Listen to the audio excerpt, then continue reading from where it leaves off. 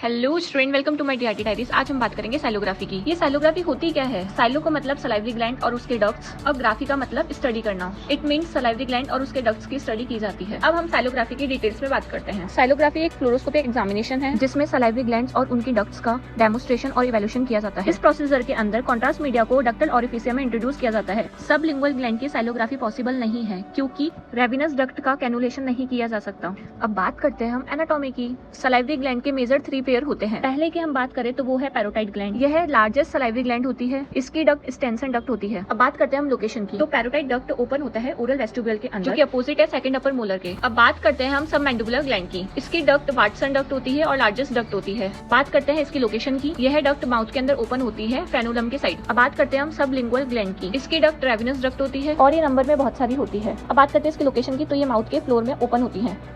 अब बात करते हैं साइलोग्राफी क्यों करते हैं। अगर पेशेंट को साइलोलिथाइसिस हो, सिका सिंड्रोम हो या जीरोस्टोमिया हो या कोई ऑब्स्ट्रक्शन हो, स्ट्रक्चर हो, स्टेनोसिस हो, एक्टेसिस हो या मास हो, और जब प्लेन रेडियोग्राफी इनकंक्लूसिव हो। अब बात करते हैं हम कॉन्ट्राइंडिकेशन की, मतलब ये स्टडी कब नहीं करनी चाहिए। जब डक्टल ओपनिंग के आसपास कैलकुलस हो या फिर टंग के ऊपर सीवियर अल्सर हो। इसके अलावा पेशेंट या तो प्रेग्नेंट हो या फिर माउथ के अंदर एक्यूट इन्फेक्शन या फिर इन्फ्लेमेशन हो। ये प्रोसीजर करने के लिए हमारे पास क्या क्या इक्विपमेंट होने चाहिए। तो लेमन वेजेस मतलब लेमन का जूस, लैक्रिमल डायलेटर, के अलावा skull units, anaesthesia, polythene catheter होना चाहिए। अब बात करते हैं हम कॉन्ट्रास्ट मीडिया। इसके अंदर आयोहेक्सोल 2 ml, बाकी डाइट्रोजोल एंड लाइपिडोल भी यूज कर सकते हैं। अब बात करते हैं पेशेंट प्रिपरेशन की। तो पहले मेटेलिक ऑब्जेक्ट रिमूव कर दिया जाएगा एक्सपोजर बॉडी पार्ट से। उसके बाद पेशेंट को हॉस्पिटल गाउन पहना दी जाती है और कंसल्ट सिग्नेचर भी लेना चाहिए पेशेंट से। And always check the pregnancy state. Examination से पहले पेशेंट को स्मोक नहीं करना चाहिए और इंश्योर करे कि कोई कॉन्ट्राइंडिकेशन तो नहीं है। अब बात करते हैं हम प्रोसीजर की। तो सबसे पहले पेशेंट को लेटा दिया जाता है सुपाइन पोजीशन के अंदर। आफ्टर दैट प्रीलिमिनरी फिल्म लेनी चाहिए इंश्योर करने के लिए कि हमने सही तो पोजीशन लगाई है ना। कॉन्ट्रास्ट एडमिनिस्ट्रेशन से 2-3 मिनट पहले पेशेंट को लेमन जूस दिया जाता है। अब इस प्रोसेस के अंदर लेमन जूस दिया क्यों जाता है? Because lemon juice stimulate the secretion of saliva और हमें डक्टल ओरिफिशिया का इजीली आइडेंटिफिकेशन हो सके। अब डक्टल ओरिफिशिया को आइडेंटिफाई करने के बाद उस पर टॉपिकल एनेस्थीसिया स्प्रे किया जाता है ताकि वो एरिया नम हो जाए। अब लैक्रिमल डायलेटर से डक्टल ओरिफिशिया को डायलेटेट किया जाता है। डक्ट को डायलेट करने के बाद पॉलीथीन कैथेटर इंसर्ट किया जाता है डक्ट के अंदर और फिर इस कैथेटर को सिरिंज से कनेक्ट कर दिया जाता है। अब 2 ml कॉन्ट्रास्ट मीडिया इंजेक्ट किया जाता है। अगर पेशेंट डिस्कम्फर्ट फील करे तो इस इंजेक्शन को हटा दिया जाता है। बात करते हैं हम फिल्मिंग की। पैरोटाइड ग्लैंड के लिए और सबमैंडिबुलर ग्लैंड के लिए आपको ये व्यूज यूज करने होंगे। अब बात करते हैं हम कॉम्प्लिकेशंस की। तो इस प्रोसेस के दौरान पेशेंट को infection, pain and contrast media allergy हो सकती है। अब बात करते हैं आफ्टर केयर की, मतलब प्रोसीजर के बाद क्या क्या चीजें ध्यान में रखनी चाहिए। अगर पेशेंट को बैक्टीरियल इन्फेक्शन या फिर एलर्जी हो तो पेशेंट को antibiotic and antihistamine they. Procedure के बाद पेशेंट को मुंह कुल्ला करने के लिए कहे और लेमन जूस सक करने के लिए कहे ताकि जितना भी हमने कॉन्ट्रास्ट मीडिया इंजेक्ट किया है वो सारा निकल जाए। तो इस तरह से साइलोग्राफी होती है। If you have any doubt then please comment and support me for such shorts video